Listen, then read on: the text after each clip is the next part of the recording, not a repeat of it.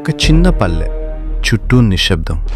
ఆకాశంలో పూర్ణ చంద్రుడు, చల్లని గాలి చెట్ల మధ్య ఊదుతూ.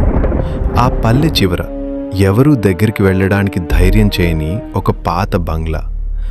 అక్కడ భూతాలుంటాయి, రాత్రి శబ్దాలు వస్తాయి అని ఊరి జనాలు చెప్పుకునే భయానక స్థలం. ఈ ఊర్లోనే ఉంటాడు భాస్కర్. భాస్కర్ అంటే భయానికి ఇంకో పేరు. చిన్న శబ్దం వచ్చినా అమ్మో అని అరుస్తాడు, పిల్లి దూకినా భూతం అనుకుంటాడు. అలాంటి వాడికి ఒకరోజు ఫ్రెండ్స్ ఛాలెంజ్ చేస్తారు, ధైర్యం ఉంటే ఆ బంగ్లా లోపలికెళ్ళి ఒక సెల్ఫీ తీసుకునిరా. డబ్బు కోసం, గౌరవం కోసం భాస్కర్ మనసు కఠినంగా మారుతుంది. అంతలో ఒక శబ్దం, లైట్స్ ఊగుతాయి, గాలి ఒక్కసారిగా చల్లబడుతుంది.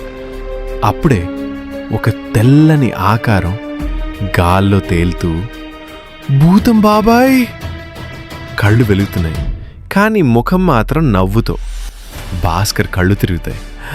అమ్మా, అయ్యో, నా లైఫ్ ఇంతేనా? భూతం ఒక్కసారిగా నవ్వుతుంది. ఒరే, నువ్వు నన్ను చూసి భయపడుతున్నావా? మీరు భూతమా లేక జోకరా? భూతం బాబాయ్, రెండూ నేనేరా. భయపెట్టడం నా పని, నవ్వడం నా హాబీ. భాస్కర్ షాక్. భూతాలు ఇలా మాట్లాడతాయా? భూతం బాబాయ్ సీరియస్ అవుతాడు. ఈ బంగ్లా నా ఇల్లు, నేను ఒకప్పుడు ఇక్కడే ఉన్నాను.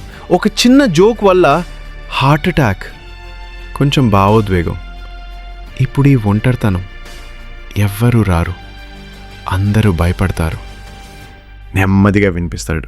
భూతం మళ్ళీ సరదాగా మారుతుంది. గోడల్నుంచి చేతులు, అద్దంలో భూతం కనిపించడం, లైట్స్ ఆన్ ఆఫ్. భాస్కర్ స్పందనలు, బీపీ పెరిగిపోతుంది బాబాయ్, డాక్టర్ చెప్పాడు భూతాలు నిషేధం. ఆఖరికి భాస్కర్ కూడా నవ్వడం మొదలు పెడతాడు. భాస్కర్ ధైర్యంగా చెప్తాడు, బాబాయ్, మీరు భూతమైన మంచి మనసున్నవారు. భూతం కళ్ళు తడుస్తాయి. ఇంతవరకు ఎవ్వరు నన్ను ఫ్రెండ్ అనలేదు. ఇద్దరు కూర్చుని ఛాయ్ తాగుతారు. భయం నవ్వుగా మారుతుంది. తెల్లవారుతుంది. సూర్యుడు ఉదయిస్తాడు. భూతం నెమ్మదిగా కనుమరుగవుతుంది. చివరి మాట, భయం అంటే శత్రువు కాదు, దాన్ని నవ్వుతో ఎదిరిస్తే అది మిత్రుడే.